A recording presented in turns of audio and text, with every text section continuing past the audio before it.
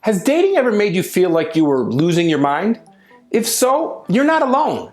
Dating in the age of social media and Tinder and Bumble is often stressful and overwhelming. With all the choices we have today, you'd think it would be wonderful. You'd think it would be easy to find a person that's perfect for you.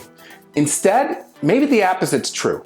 So, what can we do about it? Well, in this video, I'm going to explain how mindfulness meditation can help you find love or help you to improve the quality of your current relationship.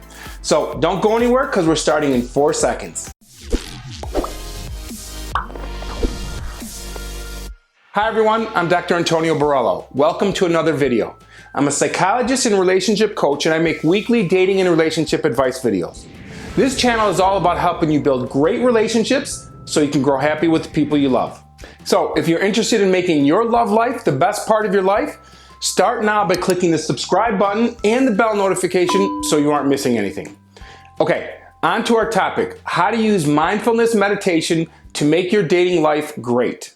Modern dating is often stressful, it's frustrating and sometimes pointless. So what can we do? Enter mindfulness, the quiet revolution, the organic technology for expanding consciousness and increasing happiness. As I'm sure you're aware, mindfulness and meditation has caught on in a big way over the past few years, and for good reason. If practiced correctly, mindfulness meditations can help improve health and mood and brain power and sleep habits and dietary habits and your sex life. And practicing mindfulness while dating will help you to feel more in control, less hopeless, increase your enjoyment, and reduce anxiety. But what is mindfulness meditation anyway? Meditation is a precise technique for resting the mind and attaining a state of consciousness that's totally different from the normal waking state. In meditation, the mind is clear, it's relaxed, and inwardly focused. And when you meditate, you are fully awake and alert, but your mind is not focused on the external world or on the events taking place around you. Meditation requires an inner state that is still and one-pointed so that the mind becomes silent. When the mind is silent and no longer distracts you, meditation deepens. Learning to meditate is like learning any other skill. It's like exercising a muscle that you've never really worked out before. It takes consistent practice to get comfortable, but the benefits are life-changing, I promise. When you practice meditation daily, your life changes for the better. I've been practicing for at least 2 to 3 years, and I may be addicted. By the way, if you'd like me to talk more about meditation and the tools that have helped me to facilitate my learning and my practice, make sure you give this video a thumbs up and leave a comment letting me know that you would like to see more videos on how to meditate. I have some really cool stuff that can help you, like this. This is the Muse, which helps you to meditate. It plugs in with your phone, and this is also by Muse. It's the Smith focus glasses that have sensors that read your brain waves and works with your phone to let you know that you're in the right state of meditation. So if you'd like me to talk about these 2 things, or if you'd like me to tell you how I learned to meditate, leave me a comment and I'll make a video about it. Yeah, those tools can really help. But back to the topic. Applying mindfulness to dating is the practice of bringing that awareness to your romantic encounters and using it to remain open to yourself and to a potential partner. We bring so many expectations with us on a date, like he should be this, or he must look a certain way, or I have to feel that instant connection.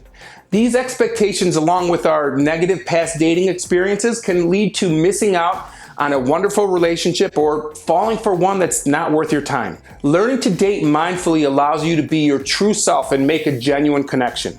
In other words, the more you learn to be present and in tune with your needs, the less focused you will be on trying to be what he wants you to be or what you want him to be. So bottom line, if you are in your own mind, you're not fully present. And if you're not fully present, you definitely are not the best representation of yourself. Practicing mindfulness meditation is an important factor in the overall well-being of your mind, your body, and your soul.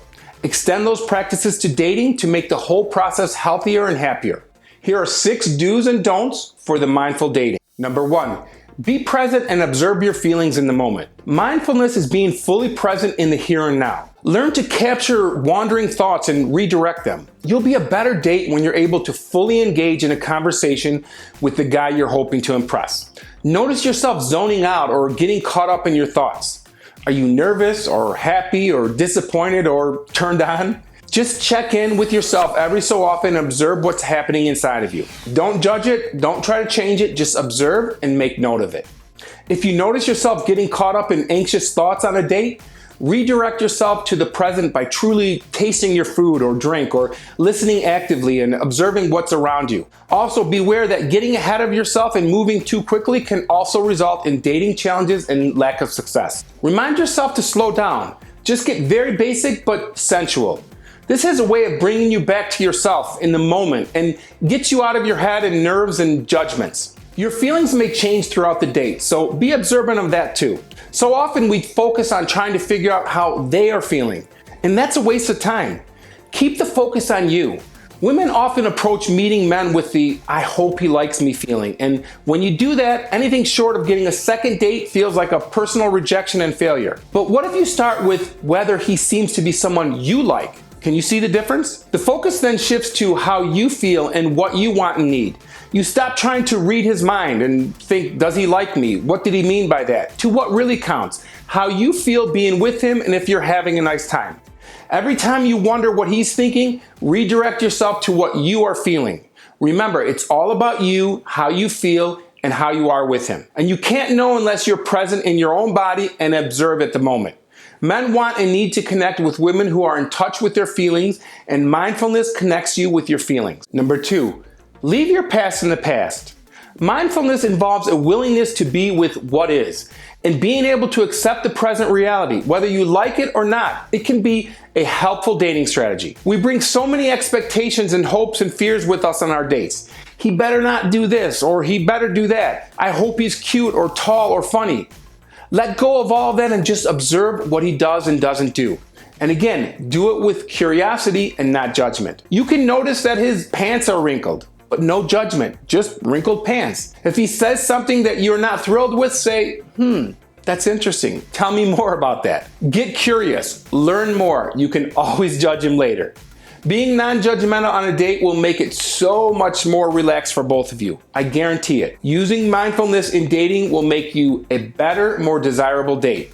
He will be drawn to someone who is authentic and curious and in touch with her feelings. Mindfulness allows you both to get past superficial differences like wrinkled pants and crappy restaurants and get to the really important business of who you are both. Number 3, have no expectations. Expectations are the quickest path to disappointment. Here's a newsflash: not every person you meet is going to be the one. Instead of trying to fit others into a preconceived role, simply remain in the moment and allow each interaction to be what it is. Your date may not result in a relationship. Most of them don't, but it can still be a meaningful human connection. And don't indulge in fantasy dating. Fantasy dating is getting carried away in a false narrative. We imagine the romantic vacations that we will take, or the kisses, or the sex, or the awesome friends that they might have. Or it can work in the opposite way too, like we judge them harshly based on their social media posts before we even meet them in person. Number 4, date with intention.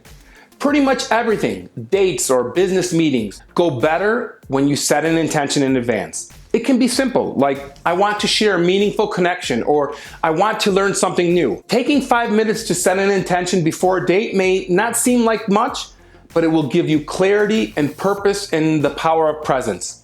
Think about who you want to be and be that person during the inevitable challenges that dating brings.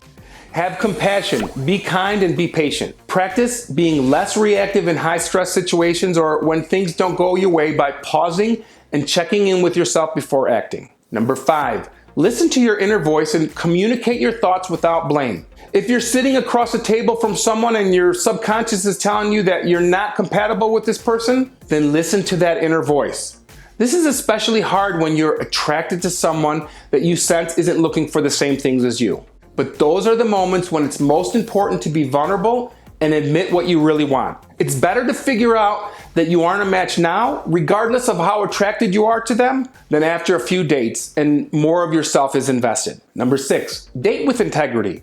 Every relationship has a natural lifespan. It may be one date, it may be 1 month, it may be a lifetime. Attempting to force an unnaturally long lifespan onto a relationship will ultimately lead to resentment and unhappiness and dishonesty. Even if your desire is to settle down with the one, when something is not working, it's important to leave relationships as gracefully as you begin them.